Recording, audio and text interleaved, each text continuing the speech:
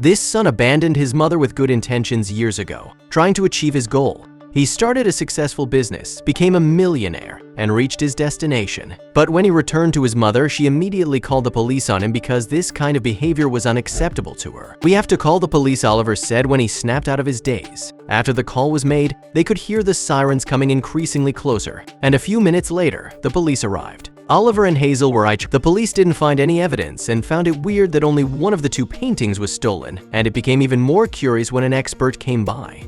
It turned out the remaining painting was at least 3 times more valuable. Were they lucky, or was someone playing dirty? But before we start, smash the like button and make sure to subscribe if you haven't, and hit that notification bell so that you won't miss any new stories. With no leads to follow and no evidence that Oliver or Hazel played dirty, the case turned cold quickly, but Hazel couldn't accept this. Oliver noticed his mother took the loss heavily. He knew her grandfather painted the painting, which meant a lot to her. "Where is he?" Oliver mumbled frustratingly. He made an appointment with a source who had some information. Finally, he exclaimed while opening the door. But when the source told him what he knew, Oliver forgot his frustration. "They are going to auction it," he asked, wondering if he heard correctly. "Yes, an auction of the painting you described," the source confirmed, but Oliver's happiness turned back into frustration instantly. "I don't know where it is," though, the source said. "You don't know," Oliver said with a sigh. He ran his hands through his hair and grabbed his phone to contact every source he knew. One of his contacts, who is frequently active on the black market, heard something about an auction tonight. "This can't be a coincidence," Oliver mumbled as he asked for the details. When he got the address, Oliver rushed over and arrived at a warehouse on the docks. But when he tried to enter, something happened. Going once, going twice, sold, Oliver heard when he entered the room. His heart sank through the floor as he saw the painting being sold right before his eyes, in which tears formed. With blurry vision, Oliver looked around the room, trying to figure out who the new owner was. He was so close. From the back of the room, Oliver watched closely what happened with the painting once it left the stage. He noticed it being brought through a door, so he sneaked through it and entered a rack room with multiple paintings. Finally, Oliver whispered when he walked toward the painting, but then he got found out. "You're not supposed to be here," the gigantic security guard said when he saw Oliver in the back room. "I want to speak to the owner of this painting," Oliver said. Yet the security guard ignored him and spoke into his walkie-talkie. "Boss, we have a situation in the storage." There was no way out for Oliver. For a moment, Oliver was speechless. This was what he had been working for all these years. He shook his head and explained he was the original owner of the painting, which was stolen from him. "Do you want a stolen painting?" Oliver asked, hopeful, but the response shocked him. "Guy knew it was stolen. It was an illegal auction after all." "I'm not stupid," the boss responded. The boss was probably dealing in paintings to earn money. He could offer him something. "Maybe we can make a deal then?" Oliver asked, hopeful. Before the boss can answer, he continues, "I have an even more valuable painting in my possession." The boss seemed interested in this offer but then hesitated. It looked like the boss wanted to accept, but before words came out of his mouth, he closed it again and thought hard. "Why would you trade a more valuable painting for this one?"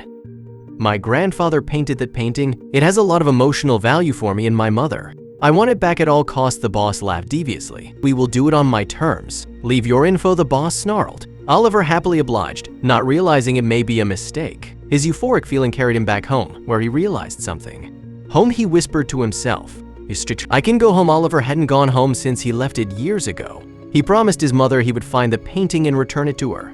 Now, he was so close to achieving his goal that it would be fitting to go home, right? "What are you doing?" Oliver shouted at his mom while she watched him getting dragged away by the police. "After everything I've done?"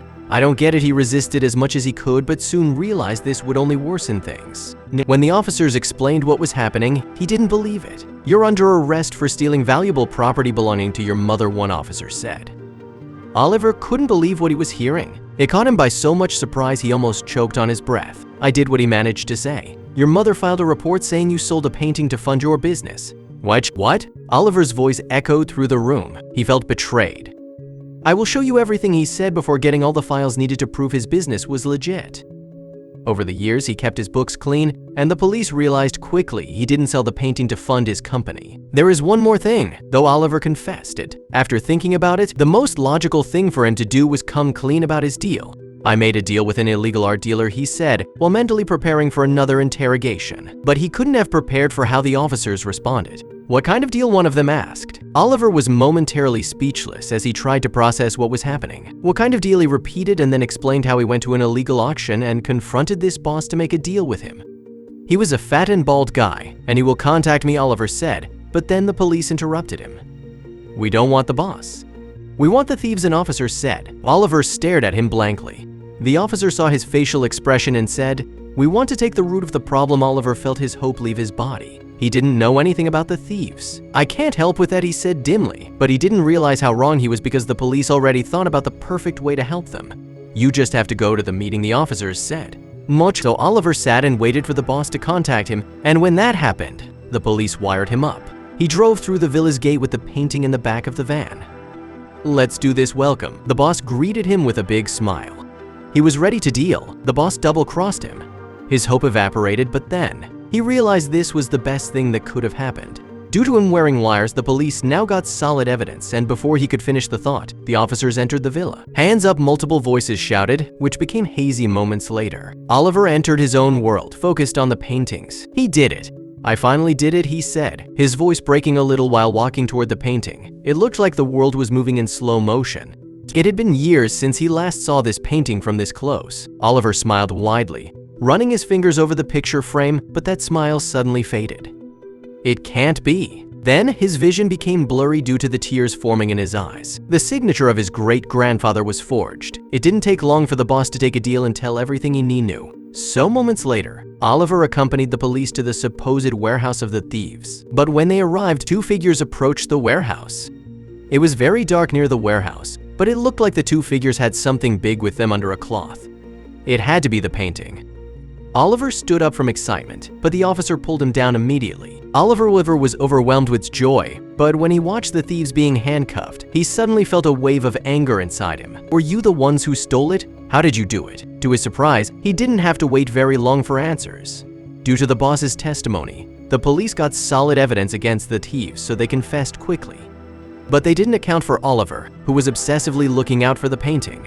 With the case finally resolved, Oliver could return to his childhood home. He parked the van out front and rang the doorbell. His mother cried when she saw the paintings and embraced Oliver, not knowing how to apologize to him.